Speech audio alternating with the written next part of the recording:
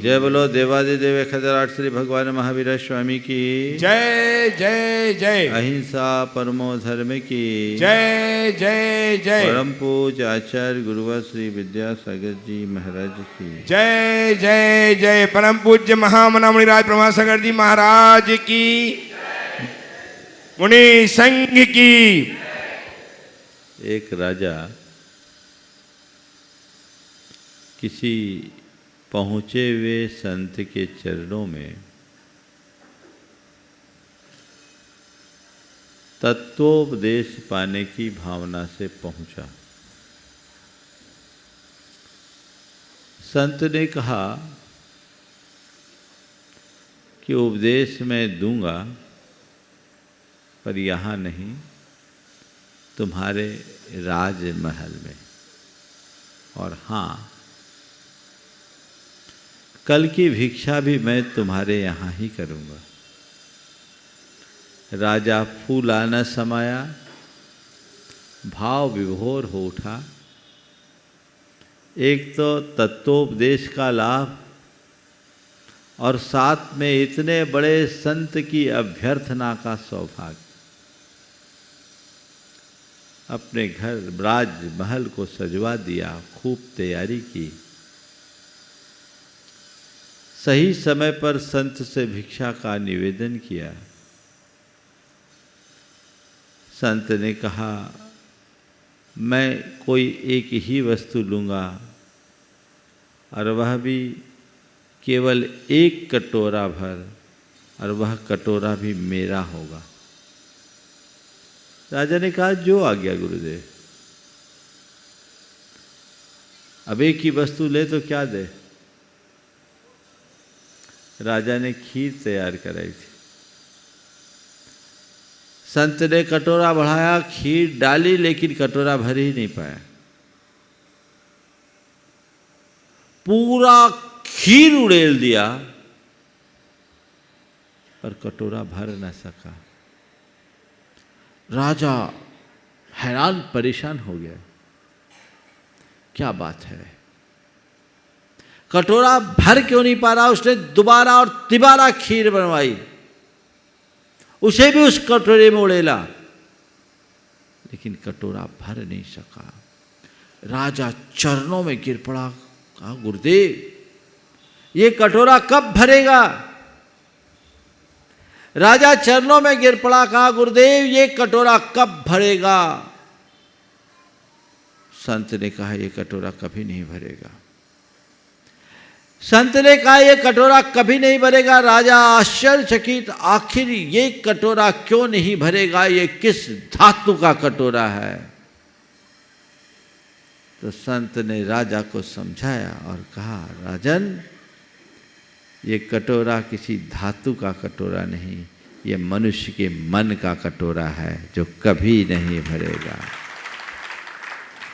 धातु का कटोरा भर सकता है, मनुष्य के मन का कटोरा कभी नहीं भरता। ये जीवन का अनुभूत सत्य है कि नहीं है, है ना। लेकिन फिर भी सब लोग उसी कटोरे को भरने की कोशिश में लगे हुए हैं। हर मनुष्य के मन में अनेक प्रकार की आकांक्षाएं भरी रहती है। आज मैं उसी आकांक्षा की बात आप सबसे करना चाहता हूँ।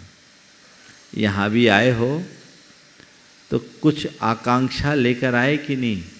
महाराज आकांक्षा नहीं, आकांक्षाएं लेकर आए। पहली आकांक्षा शिखर जी की वंदना की, दूसरी आकांक्षा मुनि संघों के दर्शन की, तीसरी आकांक्षा आपके प्रवचन सुनने की, चौथी आकांक्षा आपको आहार देने की, पांचवी आकांक्षा आपसे बात करने की, न जाने कितनी है ना। अच्छी बात है, आकांक्षाओं से तो मन भरा है,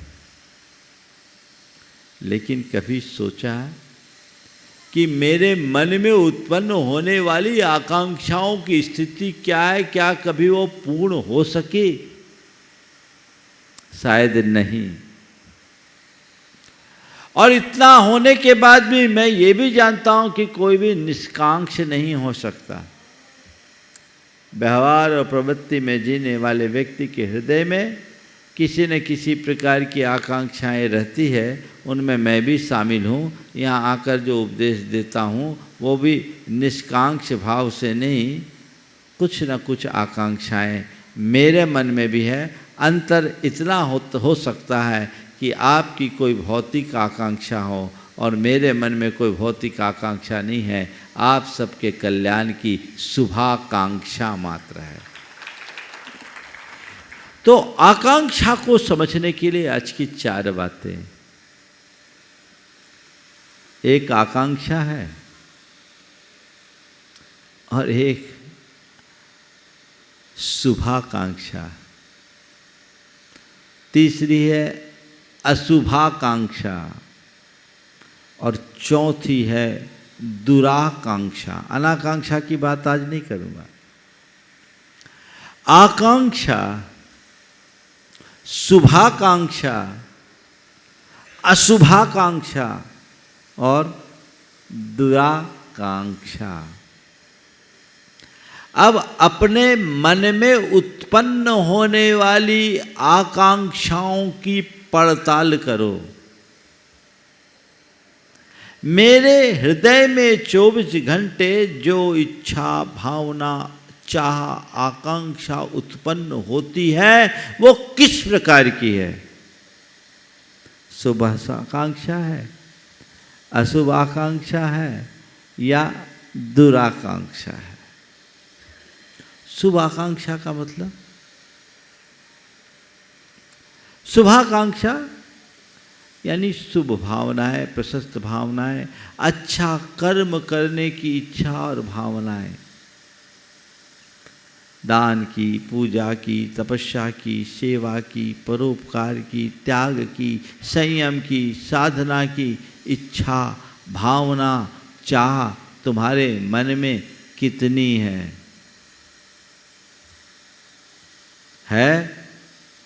अगर ये चाह, ये इच्छा तुम्हारी बढ़ती है तो मान करके चलना, ये शुभाकांक्षा एक दिन तुम्हें अनाकांक्षा की ओर पहुंचाएगी।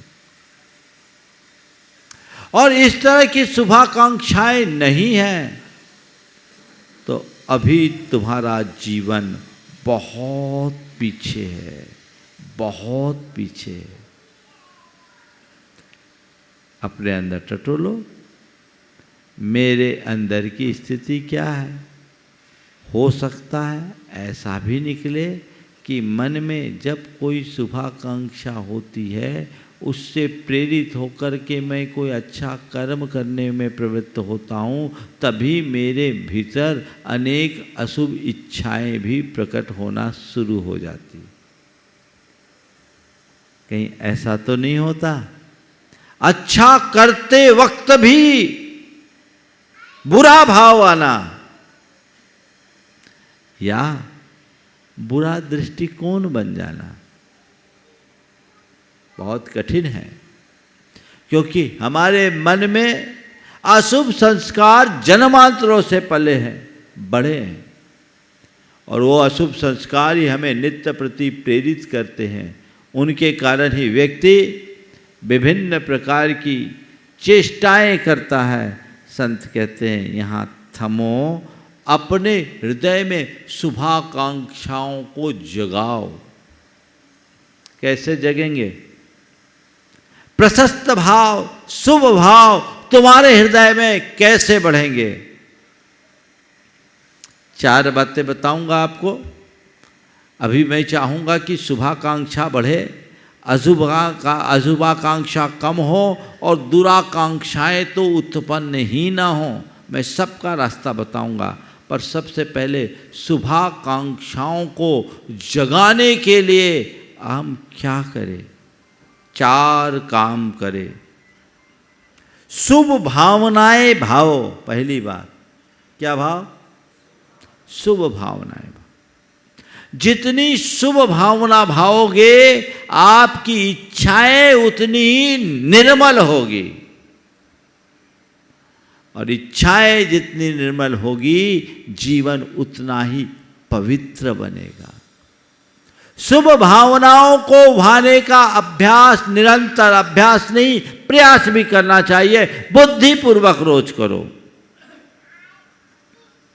जो मुझे करना है उसे बार बार दोहराओ, ये शुभ भावना है। जो अच्छा कर्म है उसे मुझे करना है, उसके लिए बार बार दोहराओ। मुझे सहज रहना है, मुझे शांत रहना है, मुझे संयम रखना है, मुझे सकारात्मक रहना है, मुझे एक निष्ठ रहना है, मेरे हृदय की श्रद्धा बढ़े, मेरे मन में भक्ति बढ़े। ये भावनाएं बार बार बार बार बार बार दोहराओ तो शुभ भाव बढ़ेंगे। शुभ भावनाओं को जो व्यक्ति जितनी प्रबलता से भाता है उसके हृदय में उतने उत्तम विचार और भावनाएं प्रकट होती है, उसकी इच्छा आकांक्षाएं भी पवित्र हो जाती है, उसके मन में सदैव शुभेच्छाएं आती है, अशुभ इच्छा से व्यक्ति बच जाता है। अभ्यास करना पड़ेगा, एकाएक नहीं होगा। अगर आप चाहते हो कि वाकई में मुझे अपने जीवन में बदलाव लाना है तो ये कार्य करना होगा। और दूसरा, सतत स्वाध्याय करो। स्वाध्याय हमारे भाव विशुद्धि का श्रेष्ठ निमित्त है। स्वाध्याय का मतलब किताबें पढ़ना नहीं, ग्रंथ पढ़ना नहीं। स्वाध्याय का मतलब है अपना अध्ययन करना, अपना अंतर विश्लेषण करना, अपने खूबियों और खामियों को देखना है और शास्त्र में जो पढ़ा है उस पर श्रद्धा रखते हुए जीवन में उतारने का प्रयत्न करना है। किताबें रटने वाले लोगों का शुभ भाव हो ये कोई जरूरी नहीं, लेकिन अपनी समीक्षा करने वाले व्यक्ति के हृदय में अशुभ भाव नहीं टिकते, ये पक्का है। तो सही मन से स्वाध्याय करने का भाव होना चाहिए। स्वाध्याय हमारे मन की स्थिरता का श्रेष्ठतम माध्यम है। आजकल लोगों को स्वाध्याय की रुचि दिनों दिन लोगों में मंद होते जा रही। और मंद क्यों ना हो, सोशल मीडिया में जो ज़्यादा एक्टिव हो गए। क्या होता है, जो खबरें आप सुनते हो उन सब में क्या होता है, अशुभ ही तो होता है। तो स्वाध्याय करो। ये दूसरा, मुझे टाइम पर पूरी बातें करनी इसलिए मैं संकेतों में बात कर रहा हूँ। हम अपने भावों को प्रशस्त बनाए रखें तो शुभ भाव स्वाध्याय से बढ़ता है। स्वाध्याय मन की खुराक है। तन की खुराक से भी ज़्यादा महत्वपूर्ण मन की खुराक है। तन को खुराक न मिले तो तन सुस्त होगा, पर मन को खुराक न मिले तो मन भ्रष्ट हो जाएगा। मन फिर उल्टी सीधी चीज़ें ग्रहण कर लेगा। इसलिए तन की खुराक से ज़्यादा जरूरी मन की खुराक है। तन को उपवास करा दो, कोई फर्क नहीं, ढीले होगे, लेकिन मन को कुछ नहीं दोगे तो मन उल्टी सीधी चीज़ें पकड़ लेगा। इसलिए मन को नित्य अच्छी खुराक दो। स्वाध्याय मन की खुराक है। मन को भ्रष्ट होने से बचाना चाहते हो, शुभ भाव मेरे हृदय में भरे रहे, मेरी शुभाकांक्षाएं उत्तरोत्तर बढ़े, उसके लिए स्वाध्याय। तीसरा है सत्संग। क्या है? सत्संग। साधु संतों का समागम, उनका संसर्ग, उनका सानिध्य, उनके दर्शन प्रवचन बंधन से भावों में निर्मलता आती है कि नहीं आती? बोलो, थोड़ा जोर से तो बोलो। आती। आ गई कि नहीं आई? बोले महाराज जितनी देर आपके पास रहते उतनी देर तो बहुत अच्छी रही, उसके बाद बोलो उसकी बात की मत पूछो, है ना। सत्संग सब करते हैं और सत्संग का असर हमारे अंतरंग पर पड़ता है, पर किसको? जो सश्रद्धा सत्संग करता है, सश्रद्धा सत्संग करता है। नहीं तो कई लोग तो ऐसे होते जैसे शंकर जी के गले में लिपटा रहने के बाद भी सांप अपना जहर ही उगलता है। कुछ ऐसे बिस्तर भी होते। गुरुओं के संसर्ग में रहने के बाद भी उनका अंतरंग वैसा ही रहता है। मैं ऐसे सत्संगियों की बात नहीं करता, बहुत से ऐसे लोग हैं जो ऊपर कुछ होते भीतर कुछ होते। वो सत्संग करते हैं केवल अपने ग्लैमर के लिए या साधु संतों के ग्लैमर से प्रभावित होकर। इससे तुम्हारे भीतर कुछ घटेगा ये नहीं कहा जा सकता, लेकिन तुम सश्रद्धा सत्संग को अपने जीवन के कल्याण का कारण मानकर सत्संग करोगे तो तुम्हारे जीवन के रूपांतरण में कोई संदेह नहीं, पक्का है। वैसा सत्संग अपने अंतरंग में होना चाहिए। रुचि जगाइए, सत्संग के प्रति रुचि जगाइए। और चौथी बात है, अशुभ निमित्तों से बचिए। जितने भी अशुभ निमित्त हैं उनसे बचिए, क्योंकि हमारे अंदर की भावनाएं बाहर की परिस्थितियों से बहुत ज़्यादा प्रभावित होती है। हम जैसे माहौल में रहते हैं हमारी भावधारा वैसी बन जाती है। तो हम चाहते हैं मेरे शुभ भाव बने रहे, उत्तरोत्तर बढ़ते रहे, तो जितना बने अशुभ निमित्तों से बचिए। चारों माध्यम अगर अपना ले तो जीवन की बढ़ोतरी हो सकती कि नहीं हो सकती? बोलो, हो सकती। आप चारों अपनाते हैं, मैं तो मान लूँ यहाँ जितने बैठे हैं सब शुभ भाव वाले जीव हैं।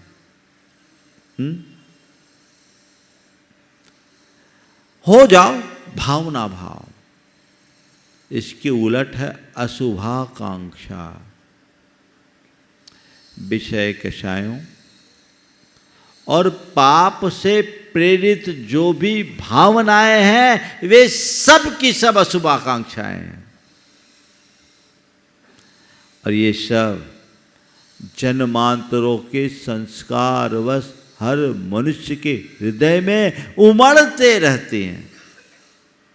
शुभ भाव के लिए तो प्रयत्न करना पड़ता है, अशुभ भाव तो अपने आप आते हैं, है ना।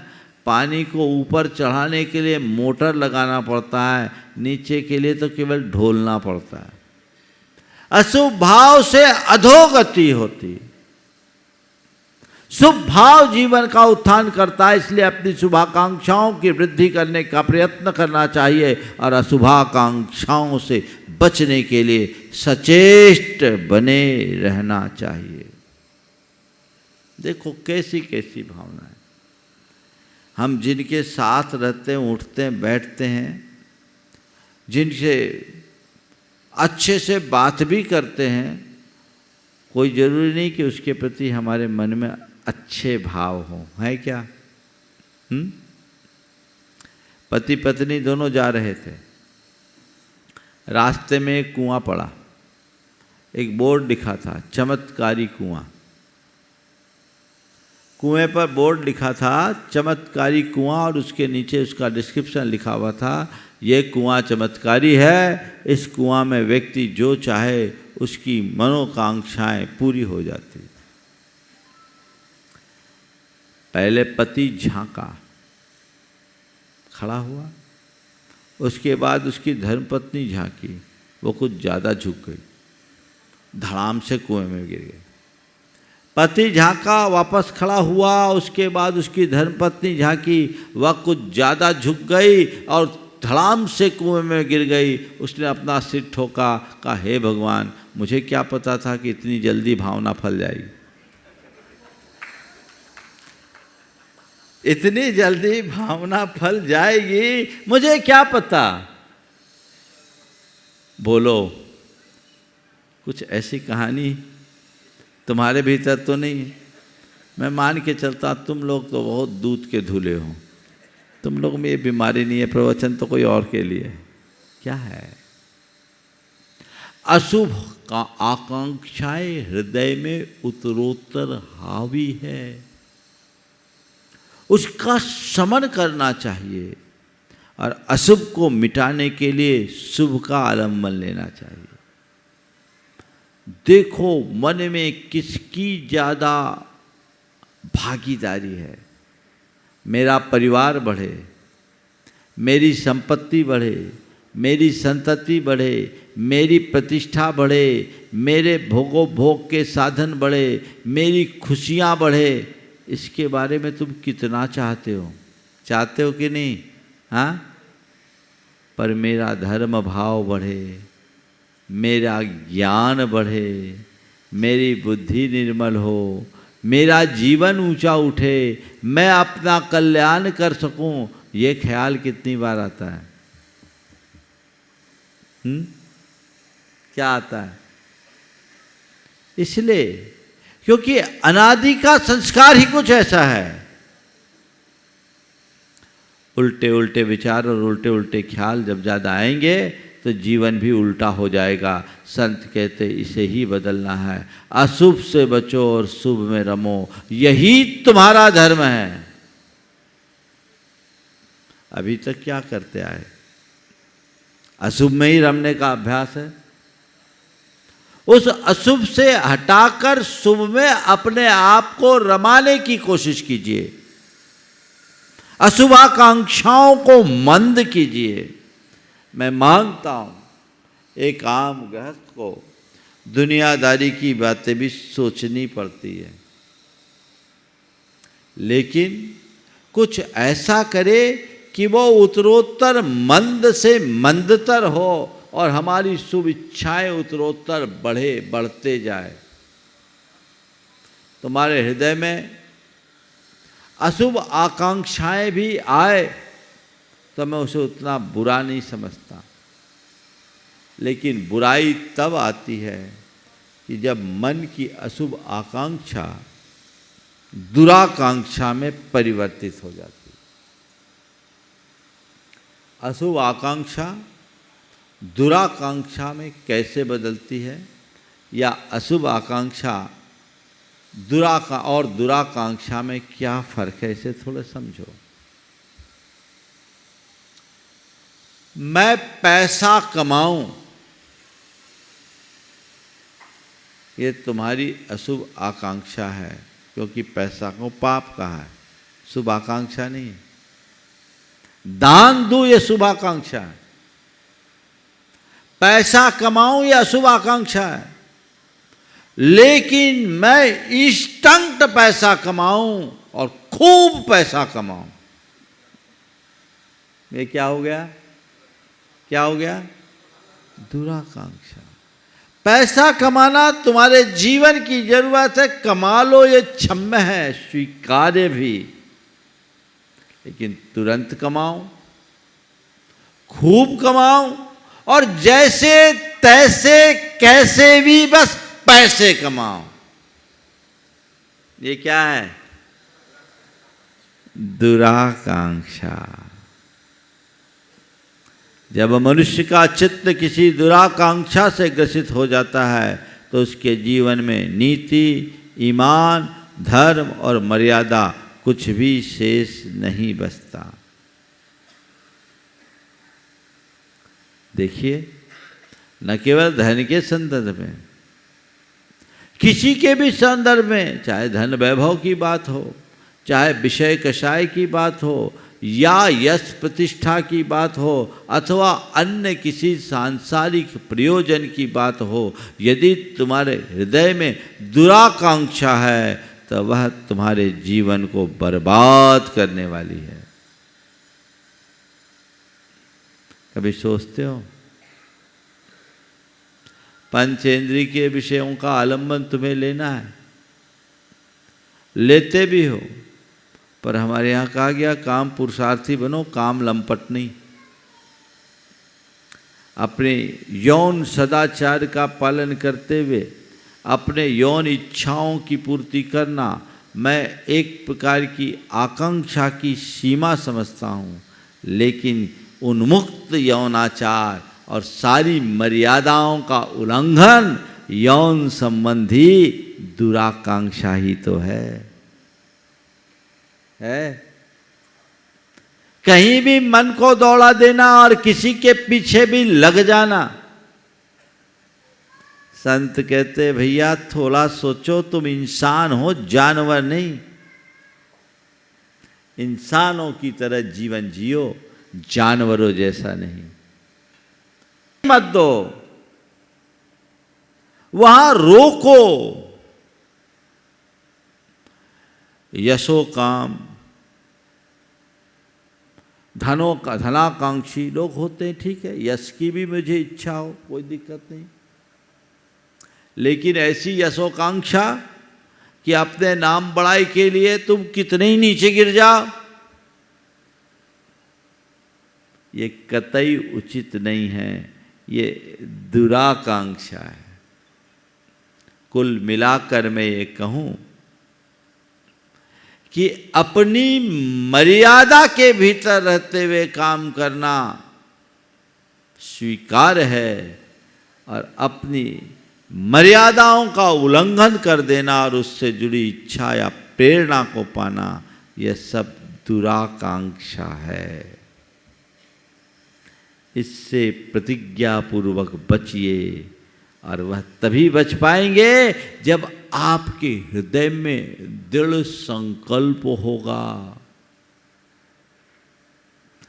कई बार अपने मन में पलने वाली दुराकांक्षाओं का शिकार मनुष्य लोभ, लालच और अंधविश्वासों में फंसता है, और ऐसी चोट खाता है कि चारों खाने चित्त होना पड़ता है। बाद में पछताता, रे गलत हो गया, हमारे साथ धोखा हो गया, हमने बेकार में विश्वास कर लिया, ये सब बातें आती है। एक बड़ी पुरानी कहानी याद आ गई। एक आदमी का खेत था, खेत में उसने फसल लगाई और खेत की रखवाली के लिए एक हरवाहे को लगा दिया गया। एक रोज रात्रि में एक गाय आई, खेत में घुसी, और वह खेत चरने लगी। हरवाहे ने खेत से गाय को हाँकना शुरू किया, भगाने की चेष्टा की। गाय ने मानवीय वाणी में कहा, मुझे मत भगाओ, मैं कोई ऐसी वैसी गाय नहीं, मैं स्वर्ग की कामधेनु हूँ, मुझे तुम घास चरने दो। उसने कहा, तुम कामधेनु हो, तुम्हें घास चरने से मुझे क्या मिलेगा? बोले, तुम मेरी बात मानो, मुझे जी भर करके घास चरने दो, और मुझे जी भर करके घास चरने दो, और उसके बाद मैं यहाँ से तुम्हें स्वर्ग में लड्डू खिलाऊंगी। लड्डू का नाम सुनते ही उसके मुंह में पानी आ गया। उसने कहा, ठीक है, स्वर्ग के लड्डू तुम खिलाओगे, पर मैं वहाँ जाऊँगा कैसे? बोले, कुछ नहीं, तुम एक काम करना, जब मैं घास चरूँगी मेरा पेट भर जाएगा, मैं ज़ोर से रंभाऊँगी, तुम आना, मैं अपनी पूँछ उठाऊँगी और तुम मेरे पूँछ को पकड़ करके चलना, मैं आसमान में उड़ जाऊँगी, तुम्हें स्वर्ग ले जा कर के लड्डू खिलाऊँगी। सामने वाले को प्रस्ताव पसंद आ गया।